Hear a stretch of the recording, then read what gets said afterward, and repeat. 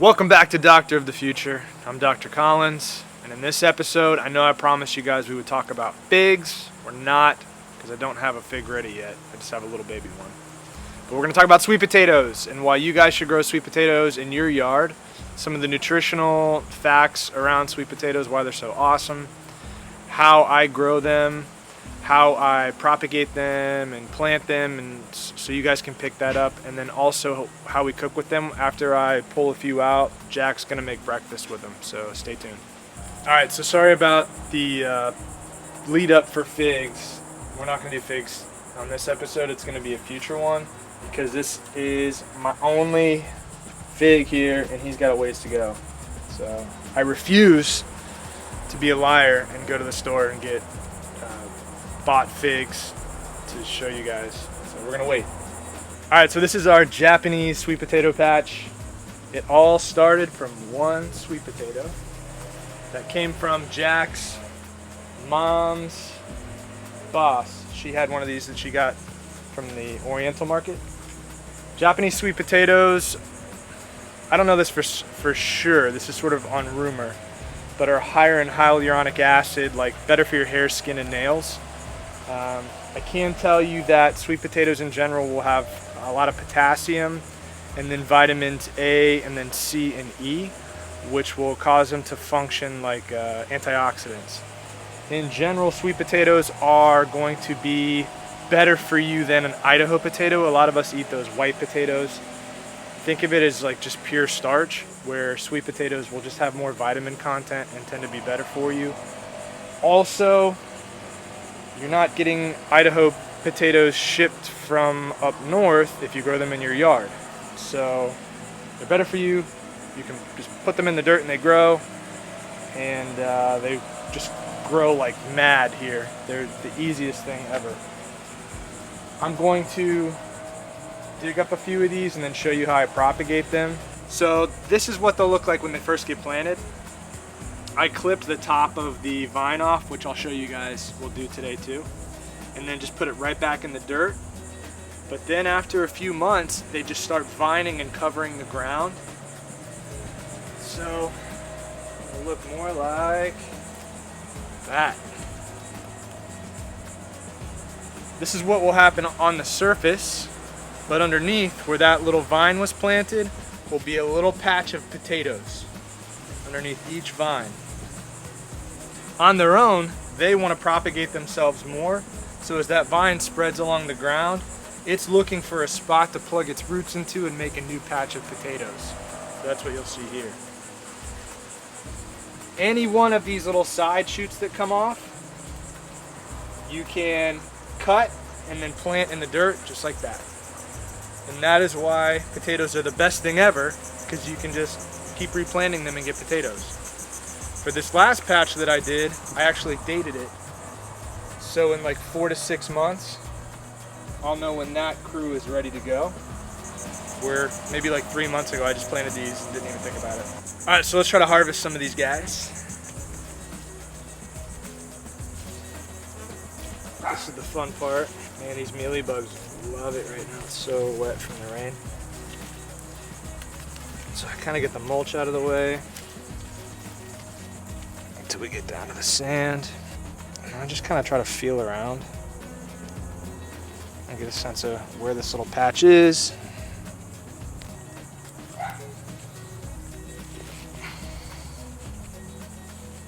Alright. So the Japanese ones are really pretty, especially once I get these cleaned off. You'll see they have this pink skin to them.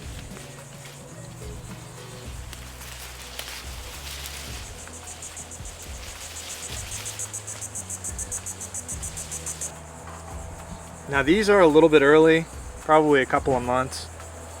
I'm just doing it for the sake of this video, but in reality I should let them grow to where they'll be like, even the smallest ones will be 5 to 6 inches in size. You can see that out of the one vine I planted, which was probably this one, out of that one vine, this patch has grown all kinds of vines. 1, 2, 3, 4, 5, 6, 7, and then split off even down below. So what I'm gonna do is take the ends here, all right, remove the flowers and most of the bottom leaves because they'll just steal energy. And now I can replant that, and that's going to be a potato that's ready to rock and roll. How easy is that? So, just get past the mulch line to where it's in some dirt, put them in, and in 4 to 6 months he's going to be potatoes. You can see how easy that was. I know some people think, man, it's too much work, I'd rather go to Publix, but all I had to do was clip the top of that off and put it in the dirt, and in 4 to 6 months they'll be potatoes. So you guys should do this. It's so easy and they taste better than anything you've ever had at the grocery store. So I can hear some of you out there saying, yeah, sure, but I live in a condo. There's no way I could do all of this farm life stuff. Well, you're wrong, actually. With sweet potatoes, all you have to do is go to Publix and buy one of your favorite variety and put it in a pot, and that's actually how you get this whole process started. Is that sweet potato, if you water it in a pot, just some potting soil, after a little while it just naturally will shoot off some vines, and that's how all of those vines started in that bed, was one potato. So let's say you live out on Hutchinson Island and you're living the dream, just don't have room to grow anything, you can grow sweet potatoes. They don't grow so deep, maybe 18 to 24 inches.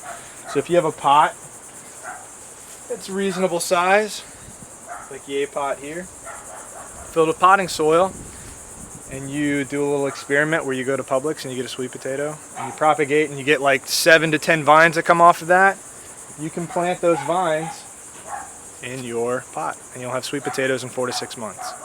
All right, if you guys are ready, let's head to the kitchen, wash these French fries off, and we'll cut them up and make some breakfast, eggs and potatoes. You see how pretty they are? That pink color, that's unique to a Japanese sweet potato. The standard like yams will have that brown skin. These will have a pink, purple type skin with white flesh. It's very unique. And it's really pretty. Anytime you have that pink, purple color on a blueberry, strawberry, sweet potatoes, they always come with antioxidants. You always want to have color on your plate. And this is a good example of why a Japanese sweet potato trumps even a regular sweet potato, you know? Heat up your favorite seasoned cast iron skillet. So you can see how it'll have that white flesh inside, which is very different than a traditional sweet potato. But that's how you know it's like a Japanese or Oriental one. The technical name is Satsuma-Imo, I believe.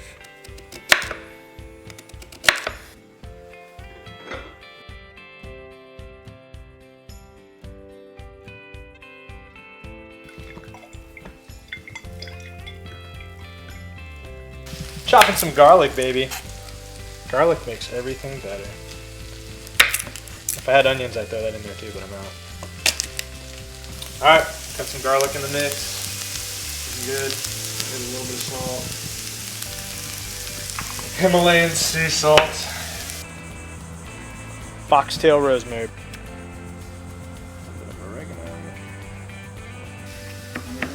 Hang on. Yep.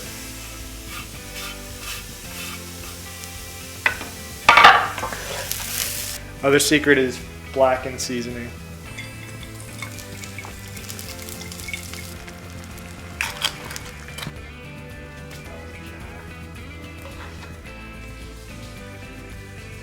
So we are about to chow down on our eggs with cheddar and Japanese sweet potatoes underneath, garlic and olive oil, a little rosemary and oregano, salt and pepper.